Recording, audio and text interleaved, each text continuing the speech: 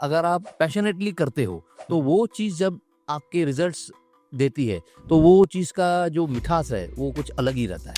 10 का मतलब रहता है कि परफेक्शन, एक्सीलेंस। पहले मैराडोना, ये लोग 10 नंबर का जर्सी पहनते थे, इन्होंने गेम को ही चेंज किया। तो what about your satisfaction on your product? But sir मेरे को तो ऐसा लगता है कस्टमर कभी खुश नहीं होता है। आप 10 में से 10 दो तभी भी खुश नहीं होता है, 20 में से 20 दो तभी भी खुश नहीं होता है। इस्कॉन खारगर ने कितना बड़ा रोल प्ले किया for Kharghar residential market for all the developer. तो लोग अपनी जिंदगी का कोई 5 साल, 10 साल, 20 साल देता है अपने प्रोफेशन को, अपने काम को, अपने बिजनेस को। आज हमारे साथ हैं मिस्टर दिनेश भोजवानी, जिन्होंने अपना 60% अपनी लाइफ का दिया है अपने बिजनेस को और रियल एस्टेट को। 30 इयर्स का एक्सपीरियंस वो आज लेकर आए हैं अपने साथ हमारे पॉडकास्ट पे। So I would like to welcome mister Dinesh Bhojwani. Welcome sir. Thank you sir, मेरे को जानना है कि जब एक आदमी 60% अपने लाइफ का, मतलब 30 साल बहुत बड़ा टाइम होता है, मतलब 15-18 साल तो ऐसे ही निकल जाते हैं स्कूल कॉलेज में, उसके बाद 5-7 साल एक्सपीरियंस लेने में निकल जाता है, तो उसके बाद अगर आपने 30 इयर्स अपने लाइफ का रियल एस्टेट में दिया है, so how was your journey? आपका एक्सपीरियंस कैसा रहा?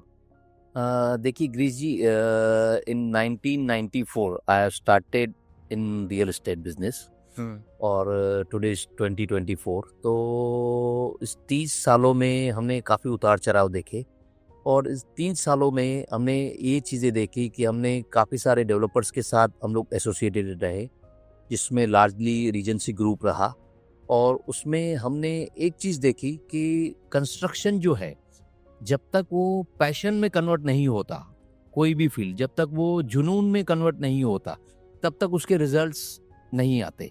तो जब तक कोई चीज़ पैशन में कन्वर्ट नहीं होती तो हमें ये सोचना चाहिए कि कोई भी चीज़ अगर आप पैशनेटली करते हो तो वो चीज़ जब आपके रिजल्ट्स देती है तो वो चीज़ का जो मिठास है वो कुछ अलग ही रहता है। एकदम सही चीज बोला है दिनेश जी ने।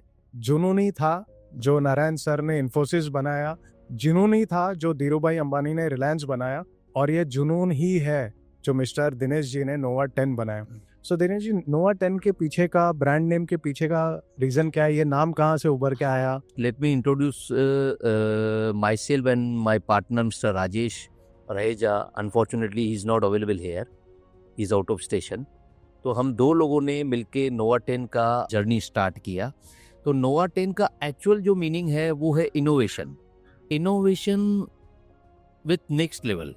ओके। और 10 का जो मतलब आता है कि अगर आपने कहीं पे भी देखा है कि जैसे क्रिकेट में सचिन तेंदुलकर जो है वो 10 का जर्सी पहनते थे, जैसे लायनल मेसी या पेले, मैराडोना, ये लोग 10 नंबर का जर्सी पहनते थे। इन्होंने गेम को ही चेंज किया। करेक्ट। 10 का मतलब रहता है कि परफेक्शन, एक्सीलेंस। तो नोवा 10 का जो मतलब है कि इनोवेशन विद परफेक्शन। ओके। तो हमने जब भी ये चीज़ें स्टार्ट की तो हमने देखा कि बहुत सारी चीज़ें बनती है, उसमें कुछ रिजल्ट्स अच्छी आती है, कुछ खराब आती है, कुछ चीज़ें अच्छी बनती है, लेकिन कोई भी चीज़ अगर एक्सीलेंस से डे 1 से बने जी, तो परफेक्शन से बने जी, और रीजनेबल टाइम में रीजनेबल रेट्स के साथ बने, तो उसके लिए हम लोगों ने एक कंपनी का इजाद किया जिसका नाम है नोवा 10। वाह, fantastic. Thank you. Dinesh ji, बहुत सुन के मजा आ रहा है। 30 साल का एक्सपीरियंस डाल दिया आपने और मेजर फोकस जो आपकी बातों से मुझे समझ में आ रहा है, कस्टमर एक्सपीरियंस, कस्टमर को ध्यान में रखते हुए, प्रोडक्ट और क्वालिटी को ध्यान में रखते हुए, इसी के लिए नोवा 10 आपने नाम भी चुना है। आगे बढ़ते हैं। आपकी लाइफ का सबसे बड़ा रिग्रेट क्या है? मतलब रियल एस्टेट में लोग बहुत रिग्रेट करते हैं, जैसे मैंने रिग्रेट किया कि मैंने 2005 में क्यों नहीं खरीदा, 2010 में क्यों खरीदा, ठीक है, ये जमीन क्यों नहीं खरीदी, ये प्रोजेक्ट क्यों नहीं किया मैंने। तो ऐसा आपकी लाइफ का सबसे बड़ा रिग्रेट क्या है? Instead of thinking about regret, हमें ये सोचना चाहिए कि हमें जो गलती समझो आपसे 2005 में हुई तो वो गलती आज नहीं होनी चाहिए। तो मतलब अभी जाके नोवा 10 में घर तो बुक कर ले अपन। तो ऐसा है। और दूसरा सबसे बड़ा जो रीजन है कंस्ट्रक्शन में, मैं या मेरा पार्टनर, हम लोग इस चीज से कभी भी इत्तेफाक नहीं रखे कि बहुत सारे लोग बोलते हैं कि कस्टमर सेटिस्फेक्शन होना चाहिए। तो what about your satisfaction on your product? तो जब तक आपका सेटिस्फेक्शन लेवल उस प्रोडक्ट के प्रति वो लेवल को अचीव नहीं करता तो कस्टमर का सेटिस्फैक्ट्री लेवल उस प्रोडक्ट के ऊपर कैसे अचीव करेगा। जी तो ये तो जो बात है कि कस्टमर का जो सेटिस्फैक्शन लेवल है उससे पहले कि जो बेबी है जिसका, जैसे प्रोडक्ट आज हमारा बेबी है तो उसका जो सेटिस्फैक्ट्री लेवल जो हमारा है अगर वो हमने अपने लेवल पे अचीव कर दिया तो कस्टमर के सेटिस्फैक्ट्री लेवल को तो अचीव करना ही है। एंड ऑफ द डे जो रिजल्ट है कस्टमर तभी सेटिस्फाई होता है जब उसको लगता है कि बिल्डर ने 10 आउट ऑफ 10 देना चाहिए।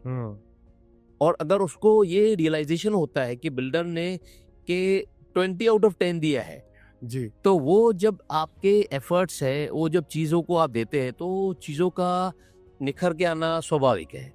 बट सर मेरे को तो ऐसा लगता है कस्टमर कभी खुश नहीं होता है। आप 10 में से 10 दो तभी भी खुश नहीं होता है, 20 में से 20 दो तभी भी खुश नहीं होता है। सी ये मान्यताएं जो है मैं पर्टिकुलर नहीं मानता। उसका Okay. कारण है कि अगर आप 90% आउट ऑफ 100 लोगों को सेटिस्फाई कर दिए, देखिए 10% लोगों को तो आप गोल्ड बोल के डायमंड भी देंगे तो सेटिस्फाइड नहीं होंगे जी तो उन लोगों का तो हम कुछ कर नहीं सकते। लेकिन जो मेजॉरिटी परसेंटेज है जो 90% है उनको अगर आप सेटिस्फाई कर पाए, हमारी ये कोशिश रहती है कि 90 नहीं 95 99 100 तो आप कभी कर नहीं पाओगे क्योंकि जिस दिन 100 कर दिए उस दिन आप भगवान हो जाएंगे और भगवान हम होना नहीं चाहते, जी इंसानी भले।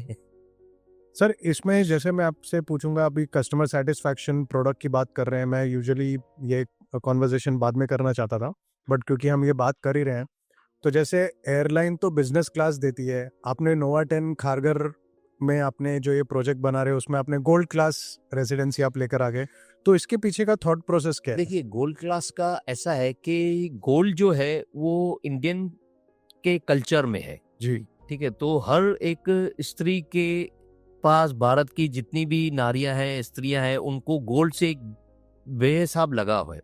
उस लगाव को देखते हुए हमने ये सोचा कि गोल्ड क्लास रेसिडेंस एक नाम है, एक प्रोवर्ब है।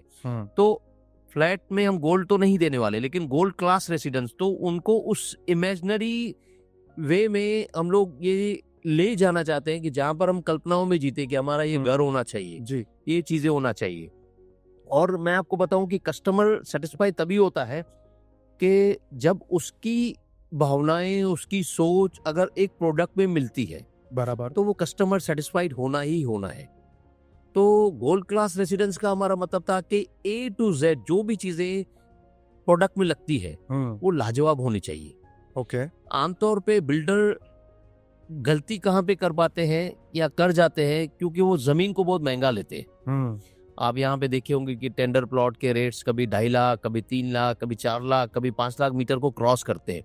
तो जिस चीज का जन्म महंगा होगा और कॉम्पिटिटिव मार्केट में उन चीजों को आपको रहने के लिए आपको रेट्स कम करने पड़ेंगे तो कहीं ना कहीं क्वालिटी कॉम्प्रोमाइज होगी। करेक्ट। तो हम लोग इस चीज में फोकस करते हैं। तो गोल्ड क्लास रेसिडेंस का है कि एक से लेके जेड तक जो भी प्रोडक्ट्स फ्लैट के अंदर लगेंगे वो गोल्ड क्लास स्टैंडर्ड के रहेंगे।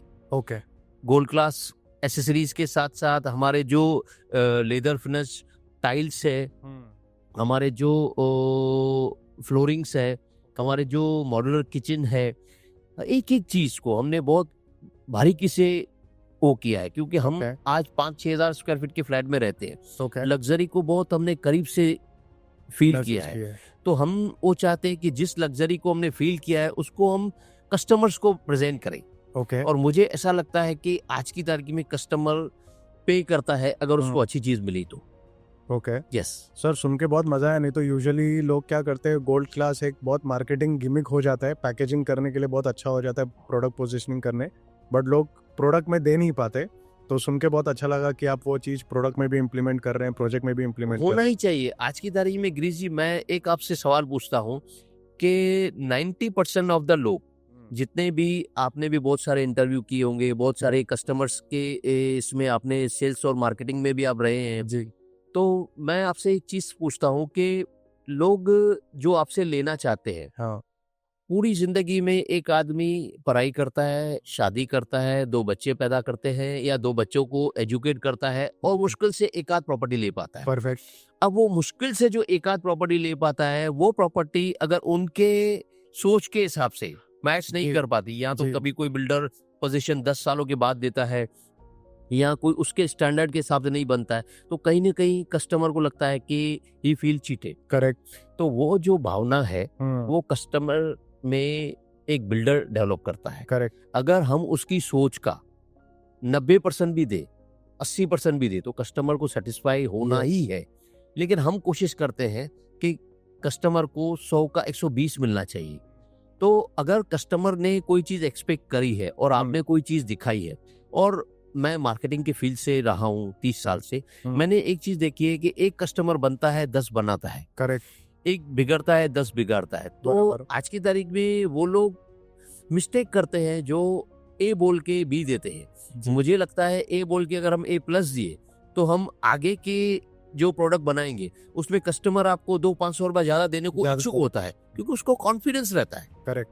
तो इन चीजों में मुझे थोड़ा अजीब लगता है कि कस्टमर को हम लोग डिससेटिस्फाई करने की सोच भी सकते हैं। हाँ, मतलब आज का वो छोटा मोटा कॉस्ट कटिंग के चक्कर में आदमी पूरा अगला 20-25 साल का बिजनेस खो देता मैंने है। कहा ना कि ये कॉम्पिटिटिव मार्केट के नतीजे हैं कि हमने प्लॉट को महंगा खरीदा और कॉम्पिटिटिव मार्केट में लोडिंग को बढ़ा दिया जी। और हमने क्वालिटी को कॉम्प्रोमाइज किया। हमारा बिजनेस करने का जो गणित है वो अगर हमारा फाउंडेशन ही वीक रहेगा तो हमारा बिल्डिंग कैसे बनेगा वो आप समझ सकते हैं। जी। तो हमारा अगर गणित है वो ही स्ट्रांग रहेगा कि अगर आपने कोई चीज एप्रोप्रिएट भाव में कोई चीज खरीदी और एप्रोप्रिएट डेट से आपने उस चीज को बनाया और एप्रोप्रिएट वे में आपने उस चीज को बेचा और एप्रोप्रिएट वे में आपने वो कस्टमर को वो चीज को डिलीवर किया, तो हर चीज अपने हिसाब से एप्रोप्रिएट वे में जब भी बनती है तो उसके शानदार नतीजे आते हैं। और मुझे ऐसा लगता है कि कस्टमर जब भी सेटिस्फाइड होता है तो वो आपको दुआएं देता है। करेक्ट। क्योंकि आप एक आदमी को फ्लैट नहीं बेचते, जब आप फ्लैट बेचते हो तो सामने वाले के लिए वो घर होता है, और घर कभी भी एक आदमी से नहीं बनता, घर कभी भी 4-5 आदमियों से बनता है। तो अगर आप आज 500 फ्लैट बनाते हो तो 2000 लोग या 4000 लोग उसके साथ कनेक्टेड रहेंगे। तो आपको ये सोच के चलना है कि आपको 4000 लोगों के आशाओं पे खरा उतरना है। जी जी सर, आप ये प्रोजेक्ट जो कर रहे हैं नोवा 10 वो कर रहे हैं आप, एलिगेंस जो खारगर में प्रोजेक्ट बन रहा है अपना, तो खारगर अब जिस हिसाब से नवी मुंबई एयरपोर्ट आ रहा है, जिस हिसाब से कनेक्टिविटी डेवलप हो रही है, तो खारगर को बहुत जन बोल रहे हैं कि ये साउथ बॉम्बे हो जाएगा नवी मुंबई का। बहुत जन बोल रहे हैं नरीमन पॉइंट बन जाएगा, पाम बीच रोड नरीमन पॉइंट से लोग कंपेयर करने लग गए हैं। तो ये किस हद तक ये सच है कि ये खाली बस बातें हैं हाइप क्रिएट करने के लिए नवी मुंबई में, या ये कहीं ना कहीं मार्केटिंग गिमिक है जो रियल एस्टेट डेवलपर लोगों ने या एडवर्टाइजिंग एजेंसीज या हम लोग जैसे कंटेंट क्रिएटर लोगों ने क्रिएट की हुई है? देखिए, ऐसा है, कोई भी चीज हवा में अच्छी नहीं बनती, उसका रियलिटी में ग्राउंड पे होना जरूरी है। नवी मुंबई कुछ नोट्स को मिला के बनी, जैसे वाशी, नेरुल, सानपारा, CBD, कामोठे, कलम्बोली, खारगर। अब खारगर उनमें से बेस्ट नोड इसके लिए कहलाया जाता है क्योंकि ये प्योर रेसिडेंशियल बेस पे बनी थी। ये पूरा नोड जो है, यहाँ पर आपको कनेक्टिविटी हर चीज में लाजवाब है। दूसरा, खारगर में सेंट्रल पार्क है, 300 एकड़ के करीब का सेंट्रल पार्क है, इस्कॉन का टेम्पल है, गुरुद्वारा है, मेट्रो की कनेक्टिविटी है जी। यहाँ पर विरार अलीबाग कॉरिडोर से कनेक्टेड रोड्स है, और सबसे अहम बात जो है यहाँ पे एयरपोर्ट, जो यहाँ से मुश्किल से 20 मिनट की दूरी पे है। करेक्ट। तो इन सारी चीजों को कनेक्टिविटी के बावजूद कोई चीज अगर बनती है तो वो शानदार बनती है।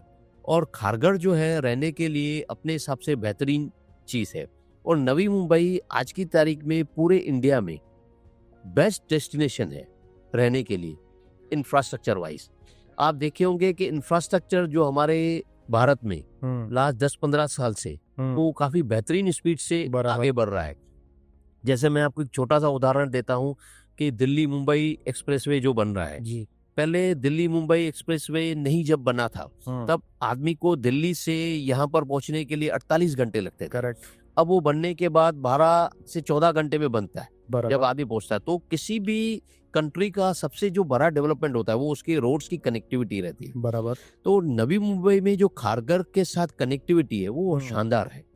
तो कनेक्टिविटी के हिसाब से और इंफ्रास्ट्रक्चर के हिसाब से खारगर ने काफी आगे जाना है, और मुझे तो लगता है अभी खारगर ने अपना पीक देखा ही नहीं है। ओके। खारगर अपना पीक अभी देखना है। अच्छा। क्योंकि ये जो चीजें बनने वाली है, जब एयरपोर्ट बन जाएगा, क्योंकि एयरपोर्ट बनने से नौकरियां आती है, लाख नौकरियां आती है।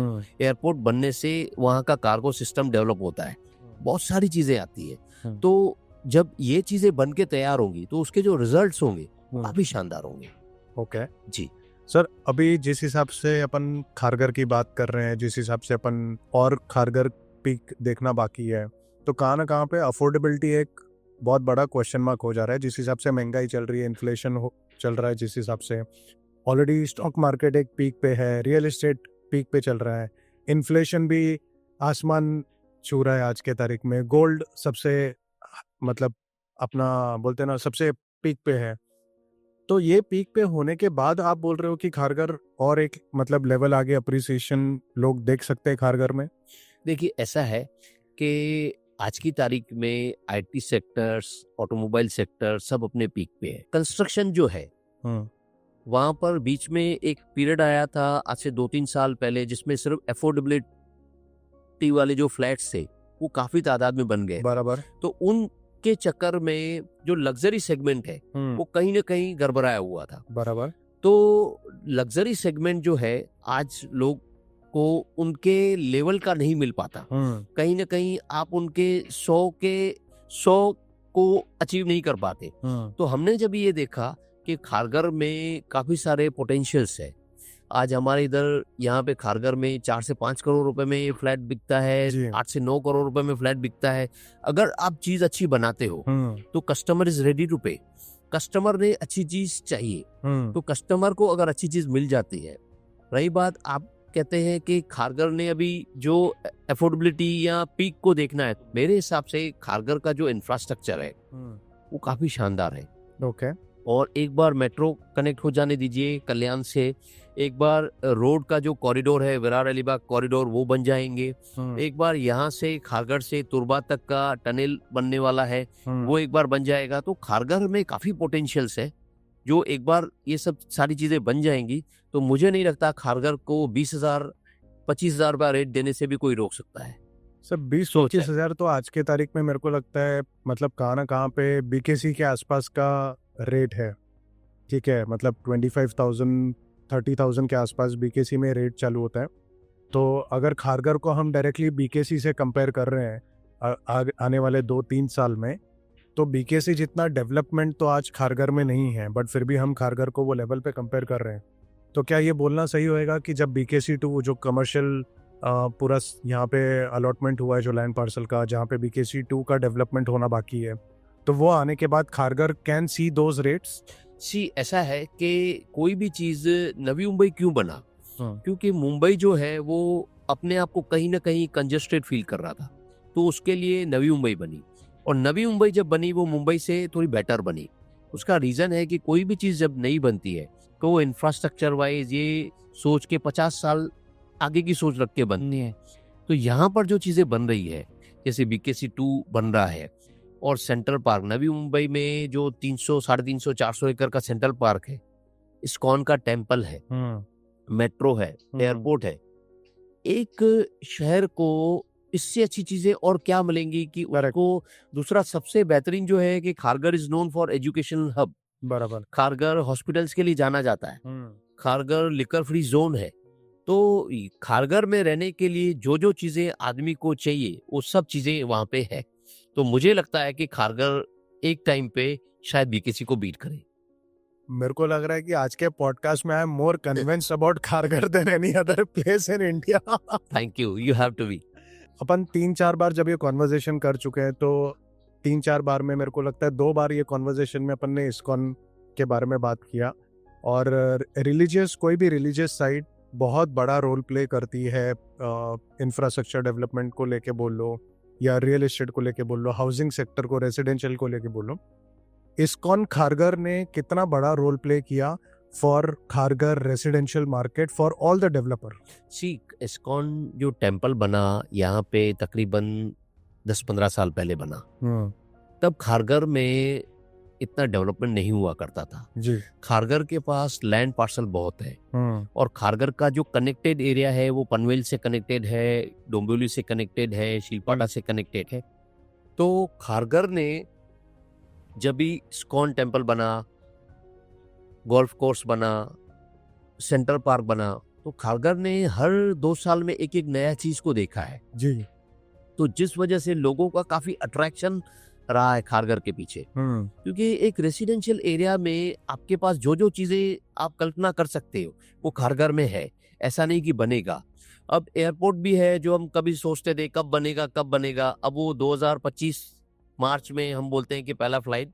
हाँ, 2000 से तो सुनते आ रहे एयरपोर्ट बनेगा लेकिन अब बनेगा बन बनेगा। चुका, अब बन चुका। अब यहाँ पर तो हमने बहुत सारी चीजें देखी है कि वहाँ पे बहुत सारी चीजें स्टार्ट भी हो चुकी है। ओके। तो मुझे लगता है कि एयरपोर्ट जो है वो मुश्किल से 3-4 महीने के अंदर स्टार्ट हो जाएगा। ओके। और जो अपने फुल फ्लेज स्टार्ट होगा वो 2026 में स्टार्ट होगा। ओके। तो खारगर अनबीटेबल रहेगा, ऐसा मेरा ओपिनियन है। सर, अभी जिस हिसाब से रियल एस्टेट के प्राइसेस चल रहे हैं, नवी मुंबई ऑलरेडी एक हाइप देख चुका है एयरपोर्ट को लेके, खास करके क्योंकि 2000 से लेके एयरपोर्ट का ही हाइप चला है मार्केट में। नहीं तो नवी मुंबई में आइडियली तो कोई पैसा डालने को रेडी नहीं था, कोई आके बॉम्बे से तो शिफ्ट होने को कोई रेडी नहीं था। तो आज भी जो ये प्राइस हाइक है या प्राइस अप्रिसिएशन की जो बात कर रहे हैं, ये एक बबल है कि सही में ये प्राइस अप्रिसिएशन लोगों को दिखने वाला है? ऐसा है, आज भी अगर मैं बात करूं तो खारगर में आपको 7-8 हजार रुपए में फ्लैट मिल जाता है जी। अब 7-8 हजार रुपए में जो कॉस्ट ऑफ कंस्ट्रक्शन है, किसी भी चीज का वैल्यू हम कैसे गिनते हैं? अगर कॉस्ट ऑफ कंस्ट्रक्शन अगर मैं 4-4.5 हजार रुपए जो गिनता हूँ उसको मैं अगर माइनस कर देता हूँ तो बाकी मुश्किल से 3-4 हजार रुपए बचते हैं। अब उसमें बिल्डर का प्रॉफिट भी है और लैंड कॉस्ट भी है। तो लैंड कॉस्ट ही अगर आपकी 2-2.5 हजार रुपया है तो बाकी बिल्डर का जो प्रॉफिट है वो ना के बराबर का है। वो interest point of view calculate करेंगे तो बहुत मिनिमम है। तो वो रेट आज की तारीख में बिल्डर उसमें सेल करता है। तो कोई भी चीज गणित कभी गड़बड़ाती है कि हाइप कभी होता है जब आप 4.5 हजार रुपये खर्चा आता है, लैंड कॉस्ट आपका 4 हजार रुपये और आप बेचते हो 20 हजार रुपये, तो हाइप होता है। अभी तो एकदम नेल टू नेल चल रहा है चीजें, तो मुझे नहीं लगता कोई हाइप अभी तक हुआ है।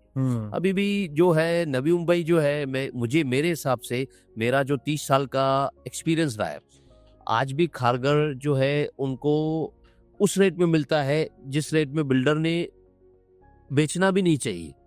तो कस्टमर के लिए मेरे हिसाब से खारगर जो है वो बायर्स मार्केट है। अच्छा। कंपटीशन की वजह से। बट सर, इतना पैसा कमाने के बाद भी डेवलपर तो हमेशा बोलता है कि मेरे को तो ये प्रोजेक्ट में कुछ ज़्यादा प्रॉफिट हो नहीं रहा है, मेरे को तो ये प्रोजेक्ट में भाव टू भाव बेच रहा हूँ। ठीक है, आज के तारीख में इकोनॉमी थोड़ी स्लो डाउन हो रही है लास्ट 3 महीने में। It's a global trend which is happening, मतलब नॉट जस्ट इंडियन इकोनॉमी, थोड़ा ग्लोबल प्रेशर है।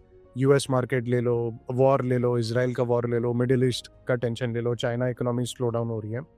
तो इसकी वजह से आपको लगता है इंडियन इकोनॉमी में इम्पैक्ट आएगा अगले क्वार्टर में या अगले 6 महीने में? मैंने आपको बोला कि मैं 94 से इस फील्ड में हूँ जी। मैंने मंदी को 98 में देखा। ओके। मैंने मंदी को 2003 में देखा। ओके। मैंने मंदी को 2008 में देखा। मैंने मंदी को 2013 में देखा। उसके बाद से मार्केट स्टैग्नेंट है। तो एक्चुअल में क्या है, भारत का जो कल्चर है वो शुरू से ही बचत वाला रहा है कि हम 100 कमाते हैं तो 50 ही खर्च करते हैं, 50 हम जमा करते हैं। तो उसकी वजह से भारत देश में मंदी का आना मुझे स्वाभाविक नहीं लगता। हाँ, हो सकता है ग्लोबलाइजेशन की वजह से कहीं ना कहीं कुछ ना कुछ अड़चने आती है कि मार्केट थोड़ा स्लो हो जाता है, लेकिन आज की तारीख में मार्केट स्लो तभी होता है जब वो बहुत तेजी से बकता हो। मुझे नहीं लगता आज की तारीख में मार्केट इतना भागता है या कस्टमर को 100 रुपए की चीज 400 रुपए में मिल रही है। आज भी उसको कस्टमर को 100 रुपए की चीज 125-150 रुपए में मिल रही है। तो मुझे कोई ऐसा दूर दूर तक वो चीज नहीं लग रही है कि खारगर में या नवी मुंबई में दूर दूर से मंदी आने के आसार है, क्योंकि इंफ्रास्ट्रक्चर जो है वो इतना शानदार बन रहा है कि आप इस फील्ड में है, आपको रहने का मन करता है। जैसे अब ये इंटरव्यू से पहले आप मेरे को खुद पूछ रहे थे क्या कॉन्फ़िगरेशन बन रहा है, क्या ये बन रहा है। कहीं ना कहीं इस चीज़ों का आपका इंटरेस्ट था कि ये चीज़ें बन रही है, किस रेट में मिल रही है, क्यों लेना चाहिए।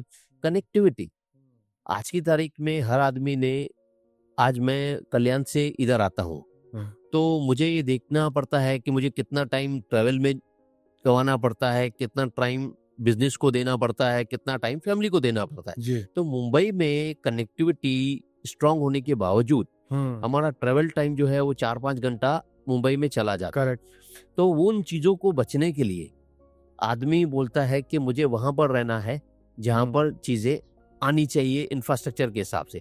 और अभी जैसे BKC 2 है या कमर्शियल सेगमेंट्स है, तो काफ़ी सारी चीज़ें इधर आ रही है। तो मुझे नहीं लगता कि नेक्स्ट 5 साल में मैं अगर खारघर को देखता हूँ तो वो अपने पीक को टच करेगा, ऐसा मेरा अनुमान है। सर, ऐसा 2 USP आप नोवा 10 एलिगेंस में दे रहे हो जो खारघर में शायद कोई नहीं दे रहा। देखिए, मैं कभी भी गिरीश जी दूसरों के बारे में नहीं कहता कि दूसरे क्या देते हैं या क्या नहीं देते हैं, लेकिन मैं इतना कहता हूँ कि मैंने आपको शुरू से ही कहा कि कस्टमर का सेटिस्फेक्शन लेवल जो है वो तभी अचीव करता है जब भी आपका सेटिस्फैक्टरी लेवल अपने प्रोडक्ट के प्रति वो करता है। जी। तो आप तो मेरे से 2 बोल रहे हो, मैं अनगिनत मेरे प्रोजेक्ट के यूएसपीज है जो मैं आपको बता सकता हूँ। इसके लिए आपने एक बार आना पड़ेगा, तो मैं आपको सब दिखाऊंगा। तो एक एक चीज जो है वो हमारे इधर शानदार है। तो आज के पॉडकास्ट में 2 चीज जो मेरे लिए टेक अवे है, एक तो नवी मुंबई का ग्रोथ जिस रैपिड फोर्स से बन रहा है नवी मुंबई का इंफ्रास्ट्रक्चर, और दूसरा अगर नवी मुंबई में किधर घर खरीदना है, किधर इन्वेस्टमेंट अपॉर्चुनिटी है, तो वो है खारघर में। एंड एक बार नोवा 10 एलिगेंस आके देखना बहुत ज़्यादा ज़रूरी है। जिस हिसाब से गोल्ड कास्ट रेसिडेंसीज खाली बोलने के लिए नहीं है, बट उसको एक्चुअली किस तरीके से इम्प्लीमेंट किया जा रहा है, प्रोडक्ट को लेके और पोजीशनिंग को लेके, दोनों तरीके से। आपके माध्यम से मैं सभी जो भी इस फील्ड से रिलेटेड है जी। और जो लोग भी फ्लैट लेने की सोच रहे हैं, मैं उनको रिक्वेस्ट करूंगा कि आपको जहाँ पे भी लेना है, जहाँ पे भी आपका मन करता है, सिर्फ एक बार आप देख लीजिएगा। उससे क्या होगा कि आप प्रोडक्ट को कंपेयर कर पाएंगे। जी। आज की तारीख में कोई भी चीज़ हम लेना जाते हैं तो हमको 10 मिनट के अंदर पता चल जाता है कि ये चीज़ का वर्थ कितना है, क्योंकि हम आजकल बहुत सारी चीज़ें देखते हैं। तो हमने जो चीज़ें दी है, हम जो चीज़ देने वाले हैं, तो हमारा जो सैंपल गैलरी जो बना हुआ है, जी। तो वो जब लोग देखेंगे तो उसमें आपको अंदाज़ा लग जाएगा कि हम जिस प्राइस में ये चीज़ दे रहे हैं वो नेग्लिजिबल है प्राइस, और वैल्यू फॉर मनी जो है वो हमारा डे 1 से हो रहा है कि कस्टमर ने 100 रुपया अगर देना है तो कस्टमर को 125 से 150 रुपए का चीज़ मिलना चाहिए। वैल्यू फॉर मनी के लिए तो मैं वाउच 100% कर सकता हूँ, मैं खाली जस्ट बिकॉज मैं पॉडकास्ट कर रहा हूँ उसके लिए नहीं, बट जिस हिसाब से प्रोडक्ट और क्वालिटी और मटेरियल जो आपने फिनिशिंग वगैरह जो सिलेक्ट की है उसको ध्यान में रखते हुए वैल्यू फॉर मनी के लिए तो मैं 100% वाउच कर सकता हूँ। मैं इसके लिए थैंक्स करना चाहूँगा हमारे मेंटर श्री महेश जी अग्रवाल जी को, ओके। कि वो रीजेंसी के चेयरमैन एंड मैनेजिंग डायरेक्टर है। उन्होंने बीइंग अ बिल्डर ना होके एक इंडस्ट्रियलिस्ट होके चीज़ों को, कंस्ट्रक्शन को एक नई दिशा और राह दी है, और हम उनके अंडर में सब काम सीखे हैं। और मैं बड़ी शिद्दत से उनकी रिस्पेक्ट करता हूँ, और उनके मार्गदर्शन जो दिखाए गए हैं हमको, उनकी राह पर चलते हुए लोगों को जो यकीन रीजेंसी पे रहा है वही यकीन हम उनको अपने प्रोडक्ट के माध्यम से दिखाएंगे। और ऐसी मेरी फिर से रिक्वेस्ट है कि एक बार जो आदमी भी फ्लैट के प्रति सोच रहा है, देख रहा है, उसको एक बार हमारा प्रोडक्ट जरूर देखना चाहिए, और उनको ताकि चीज़ें पता चलेगी कि जब कोई चीज़ कोई अच्छा दे रहा है या बहुत अच्छा दे रहा है या एक अमेजिंग वाला फील दे रहा है, तो उनको पता चलेगा जब यहाँ पे आएगा कस्टमर, तो उससे पता चलेगा कि वाओ वाला फील क्या होता है, डिफरेंस क्या है। यस। तो वो चीज़ के लिए मेरा ऐसा रिक्वेस्ट रहेगा आपके इस चैनल के माध्यम से कि एक बार कस्टमर ने विजिट करना चाहिए। तो पॉडकास्ट खत्म करने के पहले मैं आप सबको रिक्वेस्ट करूंगा कि एक बार विजिट ज़रूर करिए, और ये प्रोजेक्ट की सारी डिटेल्स मैं अपने डिस्क्रिप्शन में नीचे दे दूंगा मैं, तो आप इनसे कनेक्ट करके आप प्रोजेक्ट पे विजिट ज़रूर कर सकते हैं। Thank you for watching this podcast with prop ज्ञानी गिरीश चलवानी। Thank you.